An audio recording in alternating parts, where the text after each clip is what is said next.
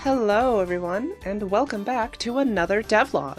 In this episode, we're going to be talking about the main villain of the story of our game. Some of you might be thinking, well, wait, didn't you already do a video on the lymphocytes? Aren't they the main villain of the game?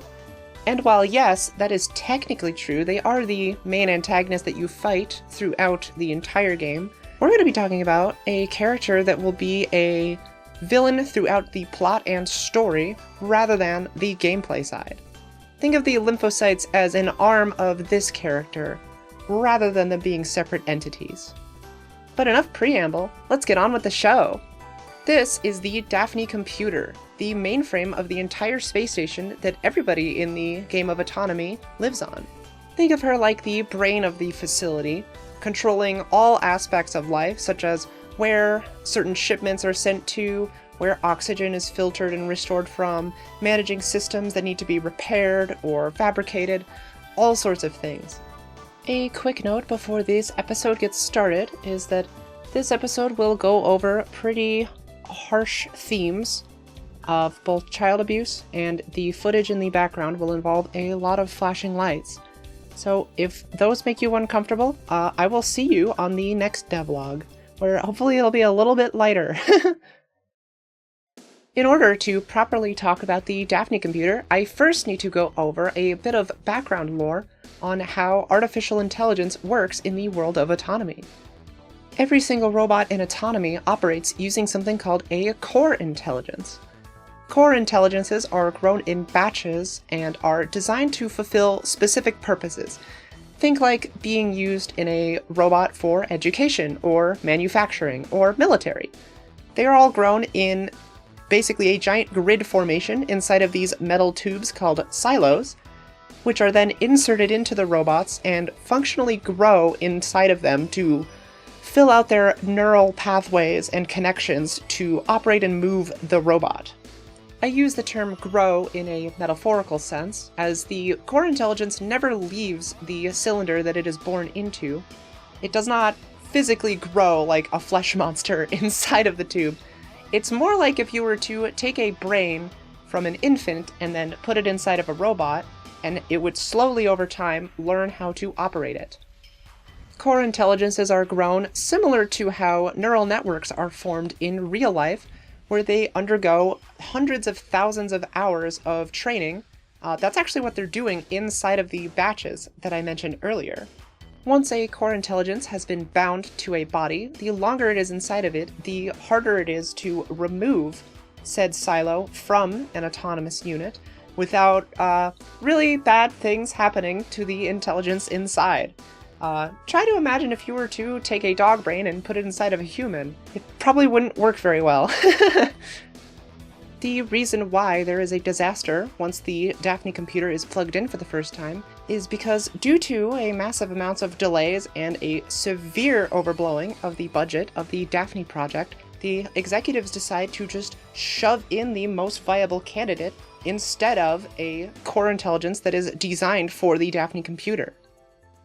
But enough about lore, I think it's time to start talking about the design of the character herself.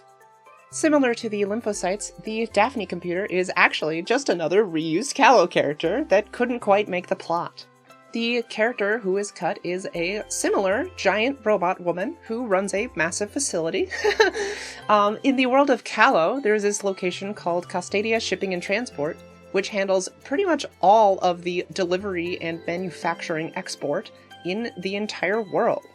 There was going to be a scene planned of the main character encountering her in some way or another, but this was actually scrapped because there's going to be another scene after that that will have the main character encounter a godlike character in a basement and have a very interesting conversation with, and I really feel like the narrative didn't need two of those, so she had to eat the chopping block.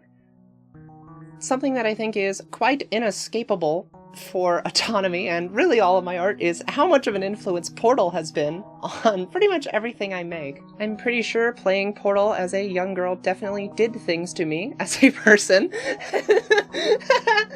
GLaDOS is simply one of the best characters of all time, and I've always wanted to make a character that was like her in some way. I particularly like in Portal 1 how the monitors within her chamber will flash random images at you extremely quickly. Nobody's called me out on that yet for the deterrent system, just using that exact same imagery. But I also like how as she gets lower and lower on health with the more cores that you destroy, she writhes around more a lot, and it's always just been really creepy to me. I also quite like how her voice shifts from being very stiff and synthetic to, once the first core is destroyed, she starts speaking a lot more organically. A morbid thought I've always had about Portal 1 is if she managed to actually kill Chell with only one of her cores still attached to her, if she would just be stuck like that forever, writhing around in this basement, just for the next 1,000 years. I don't like the implications of that. I don't know. That's not something I've ever managed to get out of my head every time I think of Portal 1. Another inspiration for the Daphne computer is this character called Lady Parsec, who is a chip speech character who is, she's got a whole bunch of lore and stuff tied with a whole bunch of other chip speech characters. I'm not really too familiar with that. I just really like the one song that I listened to when I was in middle school, and I just thought, wow, that's a lot like GLaDOS. I could want to do that too. Now I think is a good time to look at some of the concept art I made for Daphne before I modeled her. Unlike the lymphocytes that had to go through a bunch of rounds of revisions and a bunch of fine-tuning and tweaks, the Daphne computer I kinda nailed on the first go, to be completely honest. Going from her first initial concept sketch to her more refined reference sketch, not a whole lot is really too different. It's mostly just fleshing out a lot of details and getting the form a lot more corrected and making things just look a lot nicer. This is because she was designed after the lymphocytes, so I already had an idea of how I wanted robots to look in autonomy, having a exoskeleton and a bunch of pipes and tubes going everywhere, as well as having a generally mangled appearance. I wanted the Daphne computer to be seen as a very tragic figure in the story, as you can probably tell just by looking at her. Sticking with the design ethos of making mangled woman with severed right arm, very important to the plot. But overall, I am quite proud of her design. I really do feel like I have kind of peaked again in terms of making characters. And I also think subtlety is for chumps. Now for a closer look at her model, you can see that she's, once again, as I mentioned before, built out of a exoskeleton and then a bunch of pipes.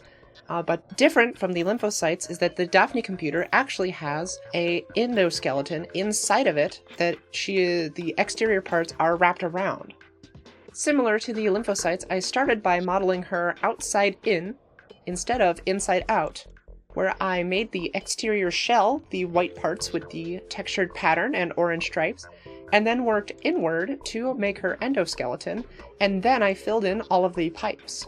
I wanted her interior endoskeleton to resemble very much a human skeleton, and I wanted to make it so that there was a lot of parts of her that you could not unsee once you see them.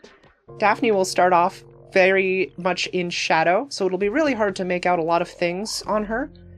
Versus later in the game, you'll see her properly in full light, and you just won't be able to unsee some of these details.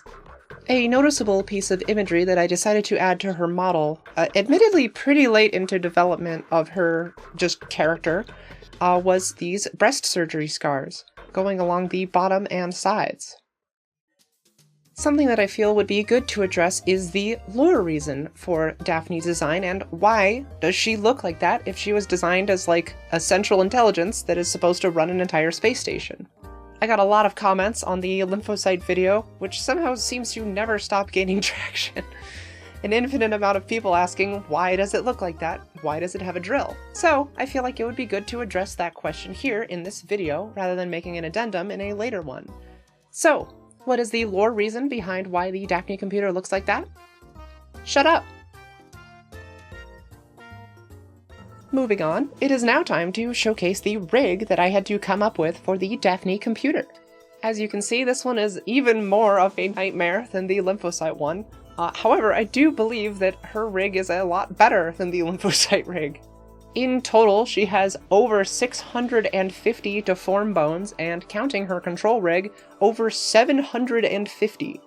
This is more than any other character that I've ever had to make. I think the last biggest was the lymphocyte, and before that was the Allmother herself. It seems I am doomed to make more and more complicated women as time goes on. Now it's time to move on to her texturing. Unlike the previous episode of the lymphocyte, I won't be directly showing off the texture making process here. If you want to see how I went about doing the lymphocyte, since she is very similar to Daphne, you should go watch that episode. Instead, I will be talking about the baked lighting that she has on her and how I went about doing that. If you notice, throughout all of the main observation deck in Autonomy, there's a lot of lights going on, and the game runs pretty dang good, especially for a project in development.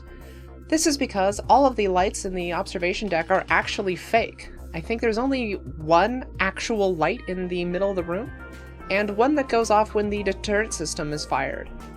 What I do before texturing any asset that has to have light sources on it in any way is I take the object into Blender Cycles render engine.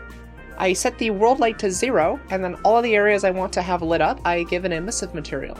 Then I bake that down to a texture and then recolor it in Photoshop, where I then make as many color variations as needed for the model. Then I export the model with all of the needed colors for the emissives and then push them to GitHub. In the case of Daphne, her emissive texture actually has to stay as black and white, even though she is going to primarily be orange. This is because for her specifically, we're going to be handling her emissive color on the game engine side, allowing her to change color on the fly and blend between them a lot better, whereas other objects kind of can just swap between textures. I wanted the Daphne computer to change color based off her current emotion, where orange is her default, red if she is in pain or angry, blue if she is sad, green if she is approving or in a good mood, pink if she is feeling loved and happy. A quick note about Daphne's actual texture is that you might notice that she has this hexagonal pattern on her that is seemingly absent from the lymphocytes and a couple other areas where there will be robots in the game. This is because, since she is so large, there was a lot of blank space for the eyes to rest on, and it felt like her design was a little too plain. So this extra detail was added to make her look a little bit more interesting, as well as selling the scale of her a lot better. Of course, what is the point in having a rig with over 650 deform bones if she isn't going to move?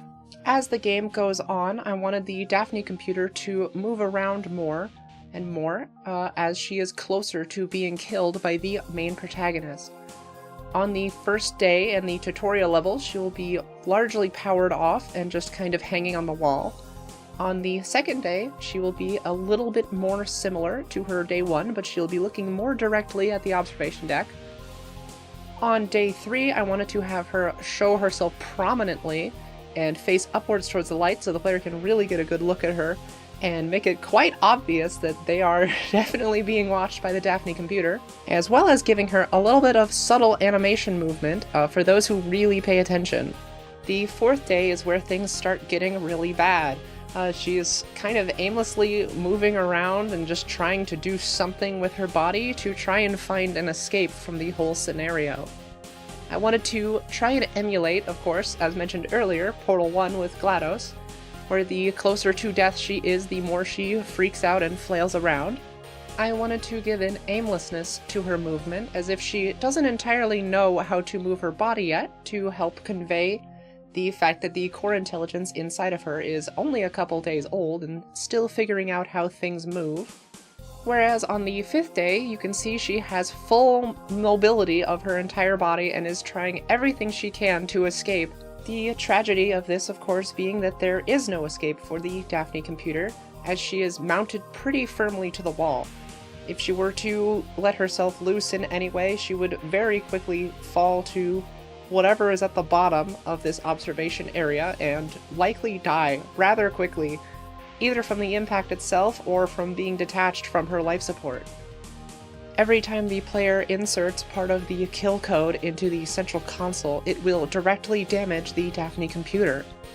This might be a little heavy-handed, but I definitely wanted the player to feel bad about what they're doing here. Less so in a way about moral choice or anything like that in video games, and more you are trapped in a horrible scenario and the only way out is a losing option. The tragedy of the whole scenario is that if the correct intelligence was inserted into the Daphne computer, none of this would have happened in the first place. There is a pretty obvious metaphor to child abuse going on here, where instead of the child, in this case the core intelligence in the Daphne computer, being allowed to grow and live a normal life as it was supposed to, it is instead forced into the situation where it is supposed to perform a role that it was not built for. And the very people that turned it on are now the ones that are killing it, even though the computer itself did nothing wrong. This is very much going to narratively parallel the relationship between Corinne, the main character of the game, and her daughter, Maple, where Corinne in her domestic life abuses and metaphorically kills her daughter. She must now kill her daughter as the Daphne computer itself, all while trying to survive a nightmare disaster scenario. The core intelligence inserted into the Daphne computer was one that was supposed to be used to help educate and raise children with autism spectrum disorder or other neurodiverse conditions. Because of this, the core intelligences that are used for this purpose are typically grown with brains in a way that resemble somebody with autism spectrum disorder, and thus the Daphne computer itself will exhibit many of these behaviors. I wanted to have her stutter and complain about being overwhelmed from all the noise and bright lights going on all the time, as well as repeat certain words or phrases in a way that resembles vocal stimming. Corinne herself is also going to be written in a way where it's going to be pretty explicit that she has autism spectrum disorder as well, just in a way that allows her to mask and present as a, quote, normal or neurotypical person. Since her daughter also has autism, but in a way where she cannot mask or, quote, pretend to be normal, Corinne takes out a lot of anger on her. I wanted to make Corinne very frustrated, as she's always felt her whole life that she is different from everybody, but she managed to figure it out, and she doesn't seem to understand why her daughter is also different from everybody, but in a way where she can't, pretend to be normal like she can. She just doesn't understand it. The important difference between the two is that Corinne herself would be undiagnosed while her daughter Maple would be. Her husband would know that Corinne is autistic just because of her behavior and the fact that her and Maple would act in similar but different ways, of course. I plan on writing a line in where he mentions that he always suspected that she might have it, but he didn't want to bring it up. I like to imagine Corinne falls on the spectrum of workaholic autism, I've dubbed it. Kind of the same sort of thing I've got going on, where I like to think I work really hard on a lot of things. People really compliment the lymphocyte and, all the cool animations and texture work and everything. Whereas her daughter is still obsessed with watching the same movies over and over and humming songs a little too loud on repeat. Either way, the monster of the game is a left-handed woman, be it the lymphocytes, be it Corinne, or be it the Daphne computer itself. Transitioning to a hopefully lighter topic, it is time to read out some of your comments. We've got a couple comments asking if there will be a dating sim where you can romance the lymphocyte, or if there will be a romance option for the lymphocytes themselves. Sadly, no. As much fun as that would be, I feel like that would be a little too tonally consistent, especially after the themes that I just discussed. Maybe if autonomy makes a gorillion amounts of dollars, we can fund a dev team to make a autonomy dating sim. That would be really fun, I think, doing the writing for that. We got a comment from GooberVR1 saying that we should make VR chat avatars of the characters to help market the game. Sadly, that is kind of not in the scope of the project at the moment. As much fun as it would be to terrorize people as the lymphocyte in VR, I'm not experienced with that sort of pipeline and workflow, and Junie really hates Unity with a passion. Neither of us use Unity engine at all. nor have the experience to port her, but if people ever rip the models from the game and put them into VR chat, I would be honored. You should show them off if you do. We got a comment from NGD6Ns saying that the lymphocytes kind of remind them of the clockwork soldiers from Dishonored 2. I haven't played any Dishonored games, so I was like, okay, well, let's see this enemy that people are talking about, and it was pretty cool looking. I really like the 4 arms and the beak-like head. Very cool. There was plenty of comments talking about Bionicle, and to be completely honest, I don't understand why people are talking about Bionicle. The only Bionicle I ever had was, it was like this green one with like a metal stick. It was like a hunched over bug, and it was green, and I really liked that one. I never played with any of the other ones. I just thought it was really funny to point out that people keep talking about Bionicle in the comments, and I'm never quite sure why. We have a comment from Topcat Fan saying, I'm tired of megastructures being brutalist, but I'll take it being mixed with something else. This is in reference to the 1970s aesthetic, of course. Quite frankly, I wasn't super excited to work on another megastructure project, as I've done a lot of that for Callow. This was mostly chosen to deliberately contrast the interior sections that you are in, to make the exterior areas in the 3rd floor balcony feel much more unsafe and scary compared to the warm interior. Think like how Portal 2 has the massive facility and it's mostly just set dressing to everything. The Brutalism architecture will mostly just be set dressing to contrast the warm interiors. The primary art style is still the 1970s theme. They also mentioned, where are my Gothic megastructures? And to that I say, if you haven't, you should check out Bloodborne. It's not super much in the game, but there are a couple times, I'm thinking Yahar'gul and the Nightmare scenes in the game, often have really huge, like, Victorian castles and stuff in them. Really cool, if you're interested. We got one last comment from Raisinhook on the Lymphocyte video saying, hey neat, that kinda looks like me. I sure hope that's not true. If it is, I'm sorry. That is all for now. If you would like to have your comment read, make sure you post them, and we will definitely try to get to them in the next devlog. Alright, that will be it for today. Thank you so much for watching. Sorry the video got a little heavy there towards the back half. I know that might have been a little bit difficult to get through, but I appreciate you still sticking around. If you're interested in more frequent updates on the state of the game and the development process, you should join our Discord server. We host game nights there every few weeks or so, and if you would like to check out our previous work, you should go to our itch page where you can download Heart of Ganymede. It is our previous title, and it will play pretty similar to Autonomy and touch on a lot of the same themes of the game. So if you think this is cool, you should check out our previous project. Anyways, that will be all for now. Goodbye, everyone!